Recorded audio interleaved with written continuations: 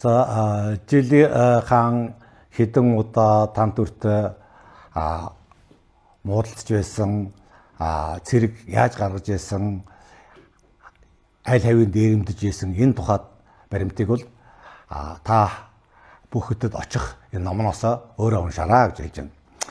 За би та бүхэндээ нэг Жингуаны анхдагч он буюу нийтийн он тооллын 627 дугаар онд Шоянта Уйгар бараг зэрэг аймаг бүгдээрээ ар араасаа урууж тэдний гүшээ түшимлийг хөөж явуулах гэж байна. Тэгэхээр 627 дугаар онд бол энэ чэнэс бол Гуамын дэлх Уйгар бараг энэ хавьд байгаа Шоянта бүгдээрээ тан төрлө урвсан байна. За урвсан гэдэг нь бол юу гэсэн үг вэ гэхээр тийшээ нүүж очсон гэсэн үг огтхонч биш. Жили хаан маш их суларсан байна. Маш их суларсан. Энэ үед бол. За ийм баримт гарч ирж байна. За дараагийн баримт нь бол нийт он тооллын 630 дахь онд Жили Жэлиг амьдаар нь бариад нийслэл хотод хөргөв.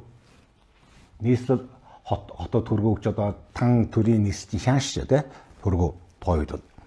Тэгээд Танзун надад гавьятаг мартаж үл болно. Муу үл огоорж чиний ялыг тоочин өгүүлвэс баг бус билээ. Гэвч вэ гол дээр нүүрэлдэн антгаалалцаад түүнээс хойш их ял хийгээгүй гэж. Тэгээд яасан бэ гэхээр бол Жилиг бол газар заагаад энэ тариалан даг газар бас цол өгөөд өөрийнх нь одоо өрх бүлтэйн хамт туслах хүмүүстэй хамт өгсөн. За Жили бол дууж их гүнтгэрж ягаад нас орсон байгаа. Энэ тухай бол та яг их сурвалж авсан өөрөө уншаарай гэж байна.